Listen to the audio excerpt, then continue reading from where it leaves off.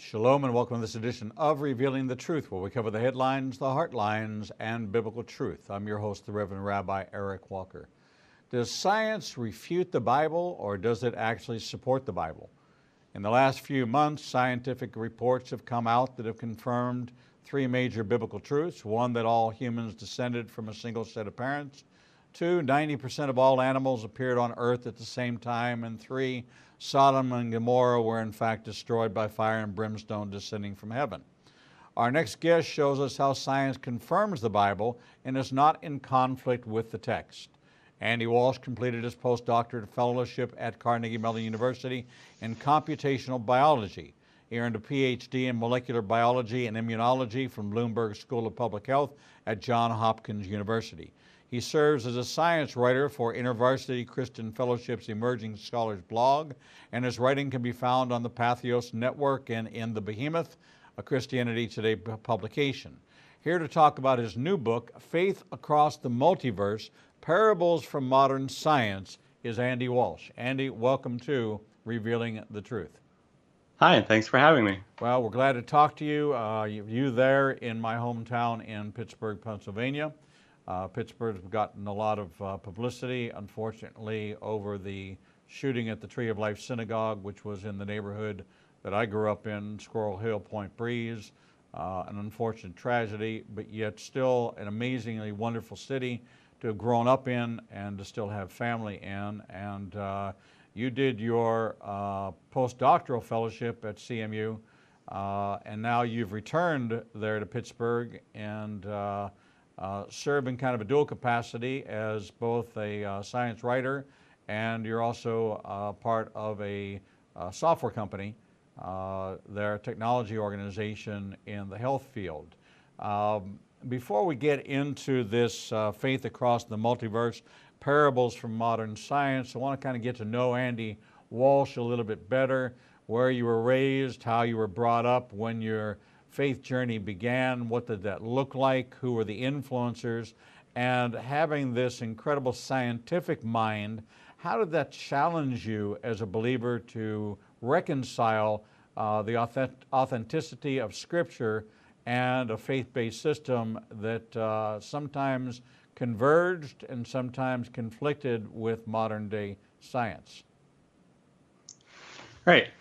So I guess we'll start at the beginning. So you asked where I grew up. I was born in upstate New York, but grew up most of my childhood in northern New Jersey. I was raised by Christian parents there, and went to church and Christian school through kindergarten through the end of high school. So my faith journey, started at a fairly young age, and grew and developed through both church attendance and that Christian school education. Moved to Pittsburgh for my undergrad education at Carnegie Mellon also. That's where I got involved with InterVarsity for the first time. I was involved in the campus ministry there. Studied biology while I was at Carnegie Mellon. Met my wife, got married, moved to Baltimore to go to graduate school at a school of public health. We both enjoyed, my wife is from the Pittsburgh area, and we both were fond of Pittsburgh, so we moved back to Pittsburgh after I finished graduate school. Did my postdoc there at Carnegie Mellon, like you said. Was involved, continued to be connected with InterVarsity as well, at Hopkins when I was in Baltimore, and then when I came back to Carnegie Mellon.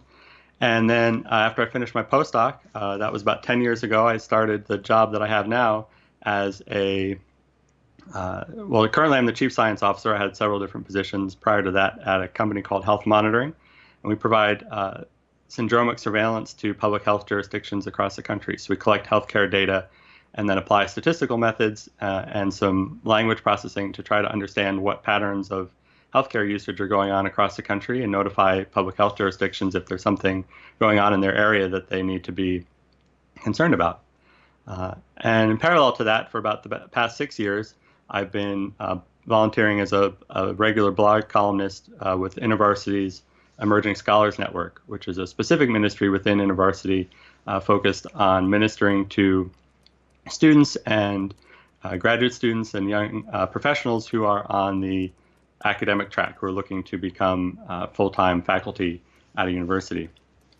When did your faith really become your own? Growing up in a Christian family, going to the universities that you went to, being involved and surrounded with technology and science, was there a time when you questioned, or was it really something that you feel that you had a firm grasp of and maintained, and really didn't find it rocked with the information that was being presented to you by the professors? Yeah, so I wouldn't say that I had any particular moment of crisis or doubt or any season. Certainly there have been different questions along the way, and I've been very fortunate to be a part of Christian communities during that time to help find answers to those questions and discuss those questions. So things like how do we reconcile modern science with the Bible, and other questions of faith. How do we understand the existence of evil in the world, and all the classic questions that arise, often in the context of that transition into college or adulthood. So, like I said, I was very fortunate to have a community of believers, both fellow students and the university staff and pastors and so forth in the area, who were able to help me and encourage me in that direction. So there was never a time where I thought, well, this is impossible to solve or impossible to reconcile. But there were certainly, different times of exploration of different questions. Did you find that your faith was refined? It was more solidified by hearing many of the scientific concepts, that you became firmer in your faith when you heard some of the scientific arguments that might be in conflict with it? So I think that, yeah, certainly the opportunity to go to college and graduate school and experience a wider range of ideas, interact with a wider range of Christians from different backgrounds and different denominations and faith traditions and so forth. It was an opportunity to think more deeply about what I believed, to, to refine my faith and to really decide whether I was going to continue on that path. And at various points, that was what I did decide to do, was to continue to follow Jesus, and to continue to explore the Bible and study the Bible and how it related to my life. And yeah, definitely, as I studied science, I found that certainly it enhanced my appreciation of God and what He's doing in His creation, and helped me to also, as something that I explore in the book that we're talking about, helped me to think about the concepts from the Bible in ways that just made a little bit more sense to me, because I could connect them to the science that I'd spent a lot of time studying as well. In the science that you're involved in, it related to the health industry, which you came out of the School of Public Health at Johns Hopkins. Is it involved in disease or health management, or at what level is your involvement as the technology that you're working with? Sure. So we collect in real time anonymous healthcare data from hospitals and physician offices about why people are going to see their doctor, pretty much when they're going to see them. So right now, for example, we're in the middle of flu season in the Northern Hemisphere, and so we're seeing a lot of people coming in to their doctor and to the emergency departments of their hospitals for flu and other respiratory illnesses. And so we can actually look at the data that we're getting, count up the number of people that are getting treated for those respiratory conditions, and provide a report to public health on that. And we can also track those numbers over time and give them some indication of whether today is an unusual number of people being seen for different diseases or conditions. So the initial focus of the company was on infectious diseases like influenza, and trying to detect outbreaks or other kinds of exposures in a community or across a larger region. But we've also expanded to trying to help public health get better numbers on other public health issues such as drug overdoses and opioid exposure, opioid overdoses, environmental exposures, things like heat-related illness or cold exposure illness during the times of extreme weather. And really anything that people go and see their doctor or go to the hospital to be treated for, we can try to identify from that data and track on behalf of public health. So are you doing trending algorithms and creating analysis, drawing any correlations to environment, or just is this statistical analysis of those who are visiting physicians or medical facilities for a specific reason, or do you take the full spectrum of environmental conditions along with the particular visitation frequency? Right. So the primary thing that we are doing our analysis on is the number of visits for different conditions. But in some cases, we have been able to introduce additional external data on air quality, on water quality, and other factors that might be affecting the reasons why people are getting ill or the reasons why people are seeking medical treatment. In some cases, people are going to get tested because they're concerned about something rather than they know that they have the symptoms of a particular condition. From a believer's perspective, as you take a look at health data and take a biblical worldview of the human condition, of pollutants, food-related illnesses or ailments or reporting, do you find that there is a shift away from anything which would represent what a biblical lifestyle would have looked like, and that we've gone hook, line, and sinker into modified food, GMOs, I kind of laugh at somebody who delivers to me something that they say is organic, but yet it's sitting on a styrofoam tray wrapped in a piece of petroleum byproduct. Does it not get contaminated by the container that it's in, and does that defeat the entire purpose of me trying to buy something that I consider to be not genetically modified, not introduced into a pesticide, not exposed to any external unnatural stimuli or chemical exposure, yet I've just wrapped it in a petroleum byproduct in something that's going to leach and make contact with the food product that I just purchased that I thought was clean and healthy. That seems to me to be somewhat kind of ironic, if you will, as we look to clean up our food source. Yeah, so okay, there's a lot there and a lot of questions. From the health perspective, the company that I work for and the data that we collect, we're not really in a position, I would say, to study or detect with the kind of sensitivity that you would need the changes that might be associated with those kinds of overall shifts in how we grow food, how we package food, how we process food, in between all those questions. Certainly, there are valid questions there to be asked. Certainly, there is the potential for impact on health from some of those things. But yeah, we're not necessarily in a position to detect that with our research.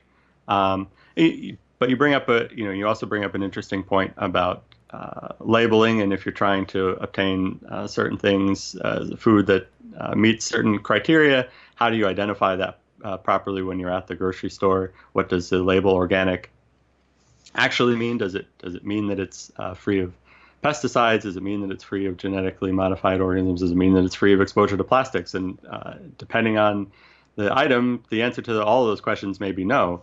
And so, yes, for consumers who are looking for that kind of information, it can be challenging.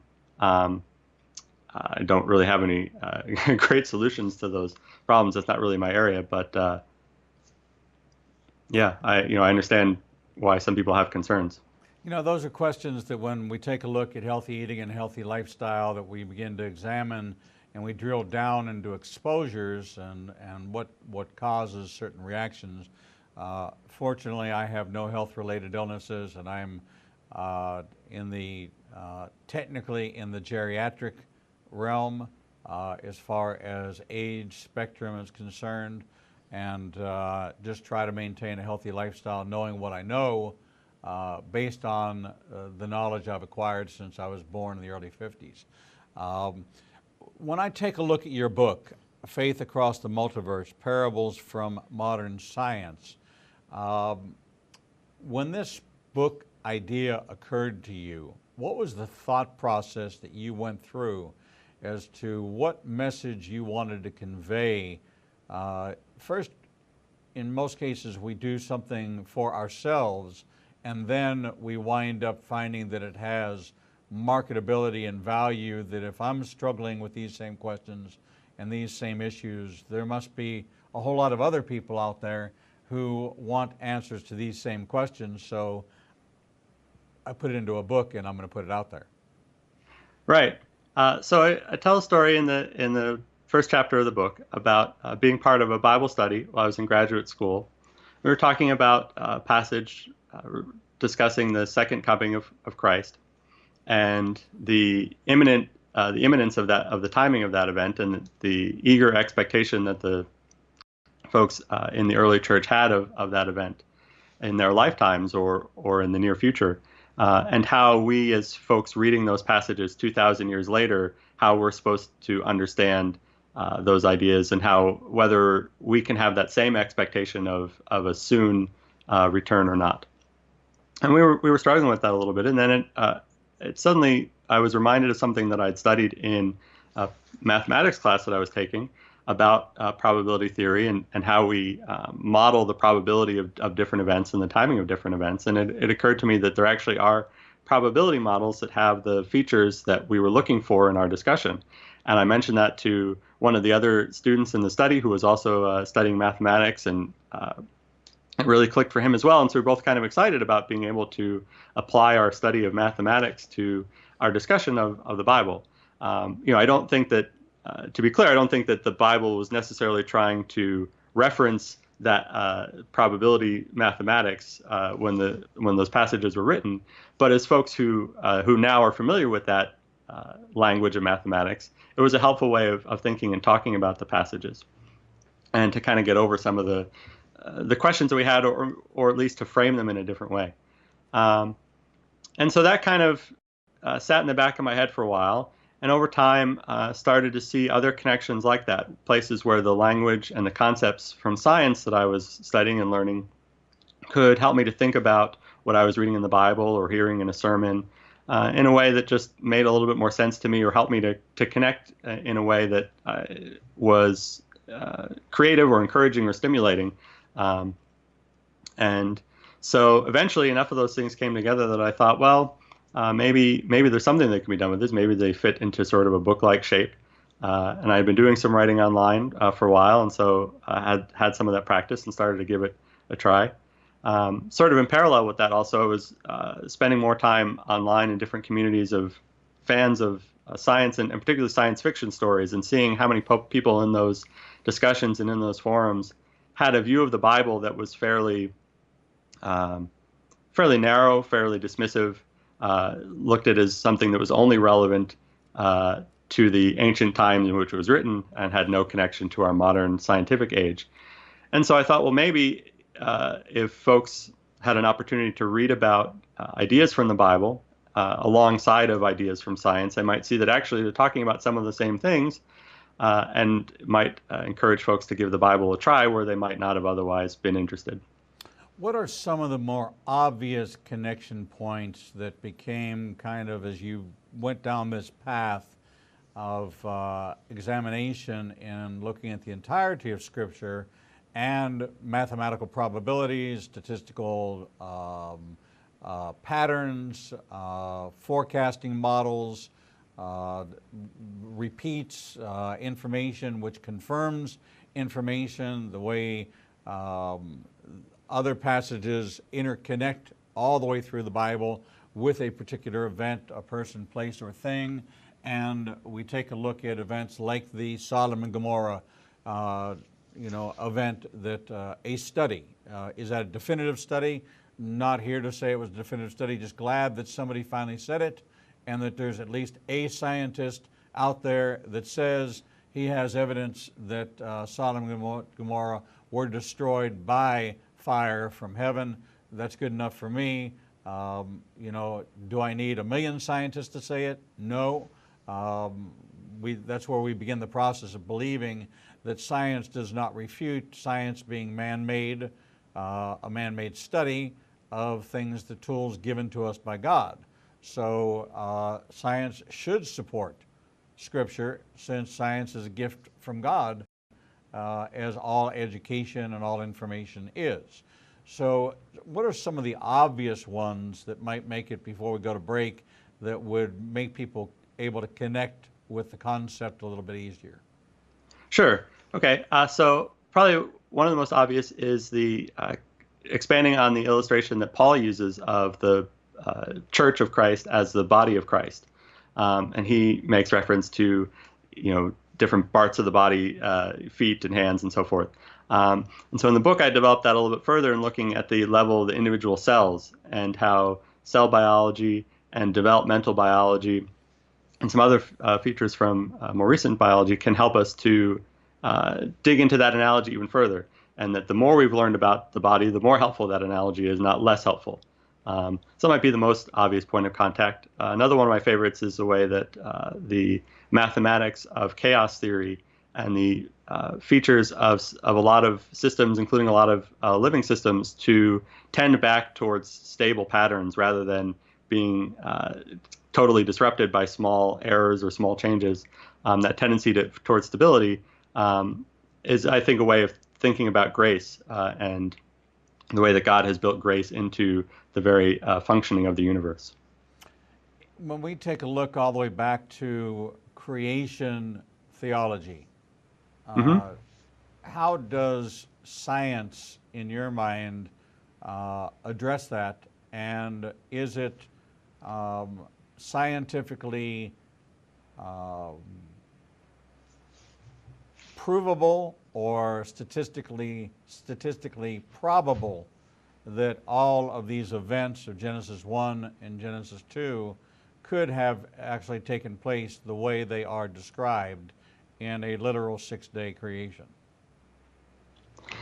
Okay, so that's one of the big ones. So my understanding of the connection between science and creation is that science can help us to study how God created the world, and it's based on the testimony of Scripture that we believe that God is the one who did that act of creation. So I would include various forms of science, including cosmology and evolutionary biology, as part of that exploration of how God created. All the answers that we have there, are developing. There's still questions, but it's a tool. It's a framework for helping us to explore that act of creation and how God did it. In terms of the probability of everything happening in 6 days, that's not seen it phrased in that particular way. So I don't have hard numbers to cite there. That's not it's not the reading of Genesis that I understand to be the only option, as taking it 6 24-hour periods. So I don't know exactly all the latest numbers on how those things are reconciled with current science. Understood. We're talking with Andy Walsh, author of the newly released book, Faith Across the Multiverse, Parables from Modern Science. We're going to take a short break, and when we come back, we're going to dig into the text of this book broken into 4 sections, and how he approached the topic and what some of these parables from modern science are that help support the truth of the Bible? We'll be right back. Not everything that makes the headlines has biblical importance, but many events that happen around the world do, and you never hear about them. Igniting a Nation is pleased to teach Revealing Prophecy every Tuesday night at 7 p.m. at the Marriott 280 in Birmingham. We will cover worldwide events and insider information that will connect the dots of what's happening around the world with biblical prophecy. If you happen to miss a class, we'll televise each week's class at 10 o'clock Central Time on ignitinganation.com and all our social media outlets. Copies of the teachings will also be available to purchase on our website at www.ignitinganation.com.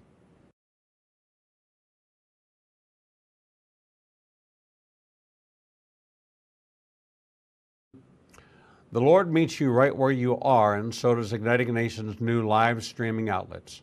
You can now watch Revealing the Truth, Revealing the Bible, and Prophecy Revealed simulcast live each Monday through Friday from 10 a.m. to 1 o'clock p.m. Central Standard Time on YouTube Live, Facebook Live, Vimeo, Periscope, and through our website, www.ignitinganation.com. No matter what device you are using, our program will automatically scale so you won't have to miss a single program.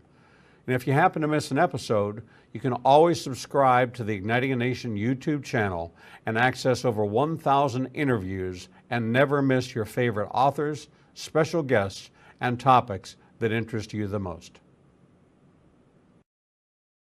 There are lots of ways to see Israel, but nothing compares to seeing the land of the book and the people of the book through the eyes of two Jewish believers who can take you on a journey that will bring the entire Bible to life.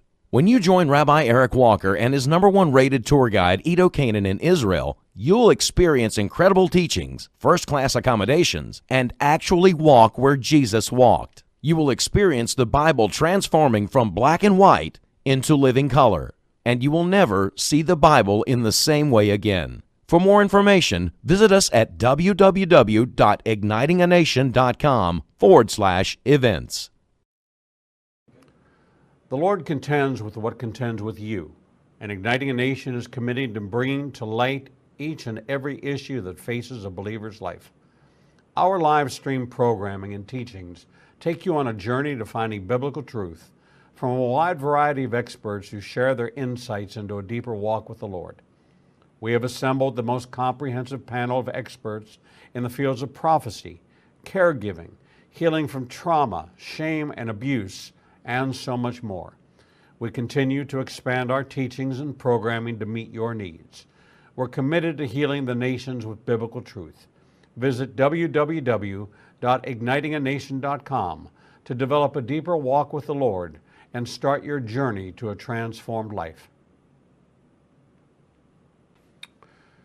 The Bible commands us to study to show ourselves approved, but most study using Bible study tools and not actually studying the Bible chapter and verse. Igniting a Nation is pleased to present Revealing the Bible, recorded and taught each week before a live audience. We take you deeper into the actual Bible and verse in both Hebrew and English and connect the dots between the Old and New Testament. You can attend our 2 classes in Tuscaloosa and Birmingham, or watch the program every Wednesday at 11 a.m. Central Time on ignitinganation.com and all our other simulcast outlets. For more information, visit www.ignitinganation.com/events.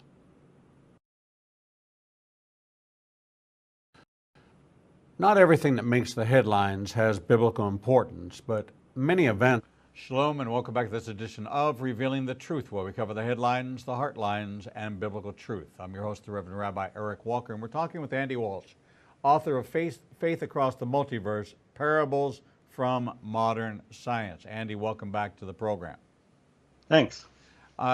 You say in your book that you desire to introduce readers to God and that science can help in this process.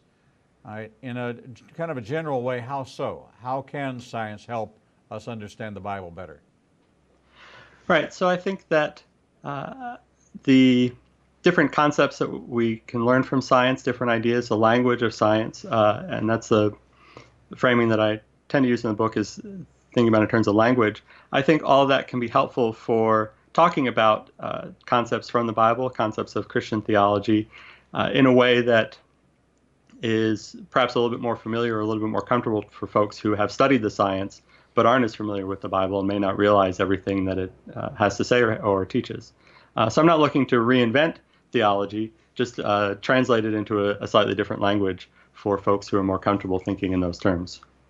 Is this, in your deciding on who you were writing the book for, who was your target audience? Who was the person that you had in mind? Was it the more scientific, more earthly bound, who was looking for evidence that would support their faith, or they were searching for a truth, but because they were technically bound, they were scientifically bound, they were mathematically bound, they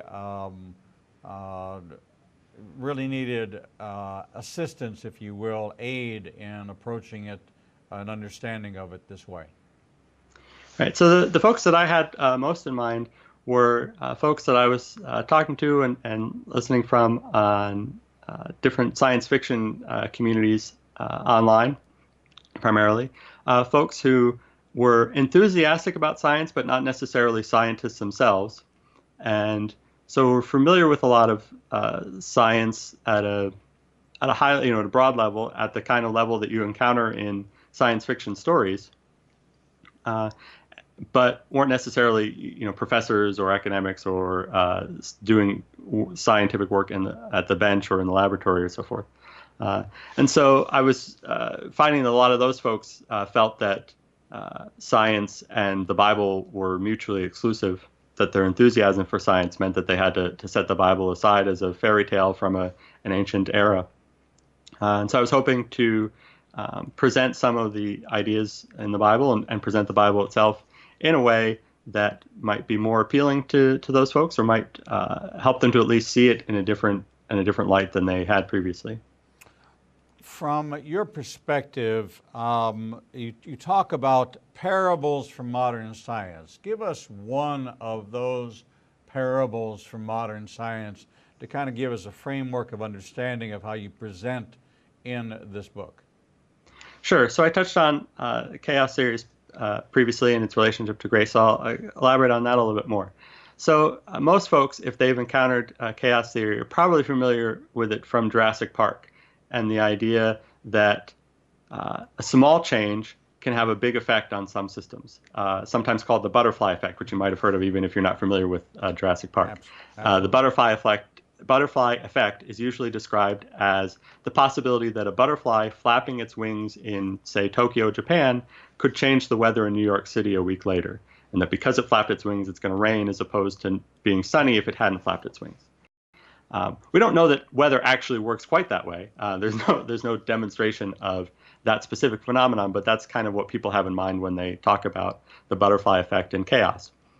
And so it's this idea that some systems are very sensitive to small changes, to small differences in conditions. But another aspect of chaos theory that isn't quite as popular is the idea that actually, also because of that sensitivity to those conditions, that some systems actually exhibit a behavior of stable, long-term patterns, even that are sort of at a macro level consistent, even if at the micro level there are differences because of that sensitivity. And so over time, the system will tend towards these stable patterns that are called attractors, or sometimes strange attractors if they have certain patterns, certain features that make them not usual geometric shapes or usual sort of neat, obvious shapes or patterns, but they're unusual or strange looking if you plot them mathematically. But they're still stable over time, and the system will tend to exhibit those systems that behavior over time. One example of a system that exhibits that kind of behavior is the beating of your heart. So there are many, many cells, both nerve cells and muscle cells, that have to coordinate to get your whole heart to beat together as sort of one functioning machine. And so they all have to be synchronized in some way. And it's possible for some of the nerve cells or some of the muscle cells to get a little bit out of sync with each other. And if the system didn't have this sort of attractor behavior or the strange attractor behavior, those out of sync situations, those out of sync moments would accumulate over time until you got everybody firing all at their own time, and your heart wouldn't work at all, and you wouldn't be able to live. But because it has this chaotic feature of a strange attractor, it will tend to smooth out those little moments of lack of synchronization, those little blips, so that everything will tend to come back into synchrony, and your heart will continue to beat in a consistent, reliable fashion. And so that feature of the system is actually what allows us to live. And so I use that concept of those strange attractors and that behavior of chaotic systems as a way of thinking about God's grace. That God's grace is something that allows the mistakes that we make, the missteps that we make, the little changes that might happen because we chose this or that. Those don't disrupt God's overall plans for all of creation and for our individual lives. And so that's one way in which his grace is manifest, and that's one way in which it is manifest in his creation in the physical world, is through these chaotic systems. And so I think that that is a way of helping folks to think a little bit differently maybe about grace, or to have a different picture of it in their minds. And if you're not familiar with thinking about God and God's grace, then perhaps it's a way to invite you into that conversation through something that you might be familiar with, through a science fiction story like Jurassic Park, or through a math class. Well, I think what you've done is you picked the single best example I can think of God using things of the natural to reveal supernatural truths. And as we look at many of the events in the Bible, God does use the natural because we can relate to the natural. It's easier for us to relate to that which is seen than that which is unseen, even though the seen opens up the gateway to the unseen realm of the spirit and of the soul. We tend to need evidence, something tangible to grab a hold of, for us to understand certain concepts and then be able to grab a hold of them and apply them. Paul's statement in 2 Corinthians 5:17 that anyone who's a Messiah is a new creation. It's interesting when you look at cell dynamics that I'm not the same person cell dynamically that started this interview, because through cell dynamics I've had cellular reconstruction taking place on a 24-hour-by-7 basis, and the metabolic person that started this interview is not metabolically the same person that you're talking to now. Well, in saying that, and us realizing that if we look at today as being a singular reference of time in the Bible, and really the only reference of time in the Bible is today. These commands I give you today are to be on your heart. Give us this day our daily bread. We confine ourselves to living in the moment as opposed to living in the past or living in the future. We only understand present, even though it's quantum, and we do understand quantum time continuum, that things are going on simultaneously. We tend to look at our bodies as being the barometer, if you will, of what's happening in as we relate to our environment and those kind of things, all illustrated in the Bible based on phenomena of floods, phenomena of earthquakes, phenomena of fire, all the various things that act upon the believer and the believer's life happen to deal with the natural. Plagues, infection, disease, all of those things. So as you take us through this, one of the points you make in the Bible is that religion and the Bible are not always harmonious, and doctrine and biblical truth are not always harmonious, and therefore if you're going to pick a foundation of faith, you need to pick the Bible as being your foundation of faith, and how it lines up not with doctrine, dogma, or religion, but how it lines up with a God concept and a Messiah who came for our atonement.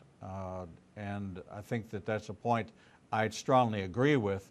I think the worst thing that happened to Jesus was Christianity. Okay. So that's just my particular point. You include a chapter on the entropic principle.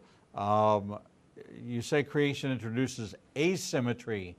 In an asymmetrical world, is that easier for us to grasp than a symmetrical world? I think we're inclined to be drawn to the asymmetrical. Our natural inclination is to walk into the Carnegie Museum, for example, there in Pittsburgh. And as we see all this great artwork on display, as our eyes pan the room, we will find the one picture that's 1/8 crooked.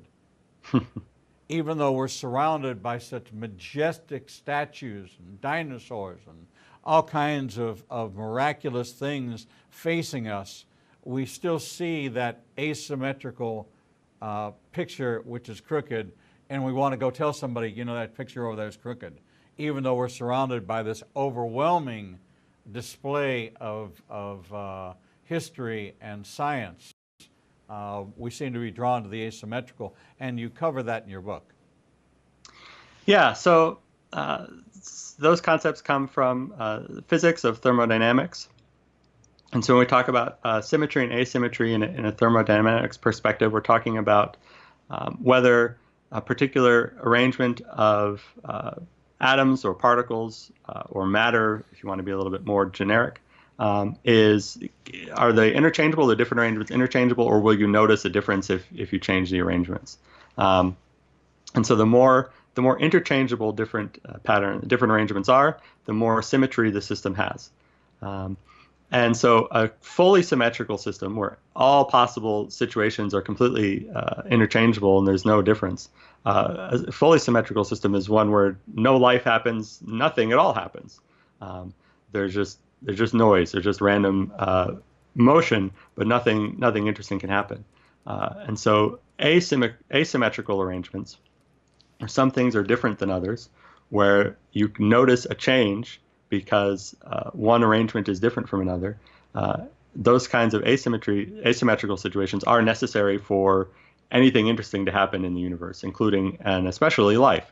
And so I try to develop that idea as a way of thinking about how we can take up our cross and follow Jesus as we are commanded to do, by providing that asymmetry for other people, to make sure that their lives are allowed to flourish because there is that asymmetry that allows them to flourish, and possibly in some cases at the risk of introducing a little bit more symmetry into our own life, introducing a little bit more of a situation where there's a cost to us, but there's a benefit to someone else.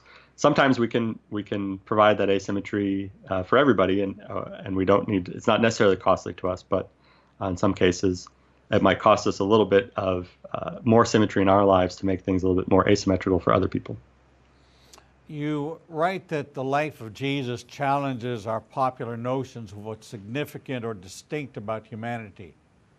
How does that play out? Is that distinct humanity versus the animal kingdom, or all of God's creation, or in what respect are we? Do you challenge those notions? Right. So there were a couple of things that I referenced in the book there. Not necessarily in human distinction in contrast to the rest of creation or the rest of the animal kingdom, but just sort of our popular concepts of human identity. So one of the things that I reference is the popular quote, "To err is human, but to forgive is divine." Right. So that humanity is synonymous with making mistakes, or if we use biblical language of sinning. And yet Jesus challenges that notion with the idea that he actually lived a sinless life. And so is it actually fundamental to human nature or to humanness to make mistakes and to sin? Or is it possible actually to be fully human, as we believe that Jesus was, and to nevertheless be blameless and sinless in one's life? Another notion of humanity that I reference, it's actually a quote from the film The Matrix, where they talk about to deny our impulses is to deny what makes us human. But I think, certainly we see Jesus denying his biological impulses during the temptation at the beginning of his ministry, for example, when he's tempted to turn the stones into bread to be able to eat, and he denies that biological impulse to get something to eat. I think transcending our biological impulses is actually part of what makes us human. And Jesus exemplified that in that passage and in other examples as well. That's maybe not everybody would agree with that quote even to begin with without referencing the Bible, but it's another concept of humanity that we're just the product of our biological impulses that I think Jesus also calls into question. You talk about the idea of the Bible as a genome of the church. What does that exactly mean? Sure. So when we talk about the genome in biology, we're talking about the complete sequence of DNA that's in each and every one of our cells that tells our cells how to make different kinds of proteins and when.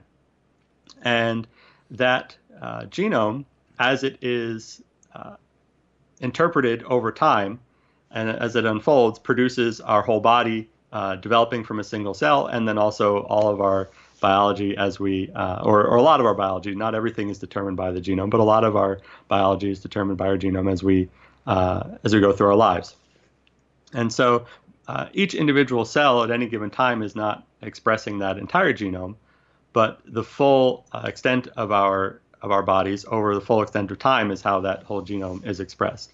And so that's a connection that I made to the Bible, that the Bible is the source of everything that we have in the Christian tradition or in various theological traditions, right? That's where we get our pictures for how, for different traditions, the basis of different traditions and teachings. But no single individual person is expressing everything in the Bible all at once at any given moment, right? But it's the entire church of God over time that is able to realize the full expression of the Bible. So is this each person working in concert with each other becomes the genome reference and speaks to the body of Messiah, of each part working in harmony, not one part more important than another, but when it works in perfect concert with each other, that it is a fully functioning, operating entity, as opposed to just a structure or a building or what we call quote-unquote church, that this reference back to Paul and the body of Messiah, that at the cellular level, each one of us being a cell in that body acts upon each other in a particular way, performing a particular function. Right, that's exactly so. So it's the individual actions as they interact with other members of that same body over time that allows us to fully express what is taught in the Bible and what God has revealed to us through the Bible. So when we look and we go back to some modern science or basic scientific principles, such as a body in motion tends to stay in motion, that for every action there's an opposite but equal reaction. When we look at these truths, scientific truths, how would they parallel in the Bible? Our migration patterns, our faith advancements, or evangelism, are those kind of concepts, are they in concert with some of the mathematical principles that we've adopted as being truth from a mathematical perspective?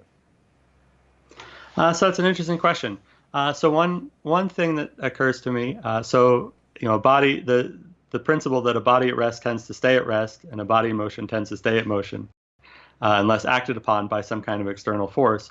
The first connection that came to mind was the idea that we can only respond to God through the prompting of His Holy Spirit, right? That God had to first reach out to us in some sense for us to respond to Him. And so maybe that's one way of kind of thinking about that idea, is that we would tend to stay at spiritual rest, if you will, if it weren't for God's Spirit initiating some kind of contact with us. What is it that you desire as the ultimate takeaway from the book, from the audience of both believers and non-believers, that you had in your heart as your heart's desire for this work? Yeah, so I really hope that, first of all, for folks who maybe aren't familiar with the Bible, that it inspires them to actually pick up a Bible or click on a Bible website and give it a read, and see what's there for themselves, as opposed to just basing their understanding on a few popular memes that circulate on the internet or what have you. So that would be one hope, is that it encourages folks to actually take a look at a Bible for themselves. I also hope that whether they are believers or not, or whether they're interested in becoming believers or not, that it encourages folks to learn something more about science, because I think that's another way in which God has revealed Himself to us, is through His creation. And so I hope that folks find something of value in studying that creation, and get inspired and encouraged to check that out as well. And hopefully they'll find something by putting the two of them together, either the way that I did, or maybe they'll find their own connections. We just made a new connection through Newton's principles and Galileo's principles that I hadn't thought of before. So I hope that folks are also inspired to be creative on their own in that sense as well. Not it's not just about learning what I came up with, but making their own connections as well. It's interesting. It challenges a generation and to become new Copernicans. It really takes it and says that, listen, there's theories out there that you need to examine and inspect, and it's okay for you to go against the grain, against the norm. Become a new Copernican with a new approach, a new thought, because the Bible is not finished. The Bible is not completed. Messiah has not come back. The enemy has not been destroyed. There is no new heaven and new earth just yet. Therefore, this is an evolving, living, breathing document, and becoming a new Copernican and taking an approach like yours, which is a new Copernican type of approach to science and to the Bible, may rock some worlds, shatter some myths, and reinforce some truths for a number of people. We've been talking with Andy Walsh, author of Faith Across the Multiverse, Parables for Modern Science. It is for those of you that want to take your understanding to a new level of looking at the natural and seeing how it does reveal the supernatural, and how everything is aligned the way God created it to be aligned, whether or not you like it or not. Andy Walsh, thank you for being with us here on Revealing the Truth, and give my love to Pittsburgh, my hometown. Yes, thank you for having me, and I will certainly do that. Thanks. God bless. We're going to take a short break, and when we come back, we'll bring you the next edition of Revealing the Truth.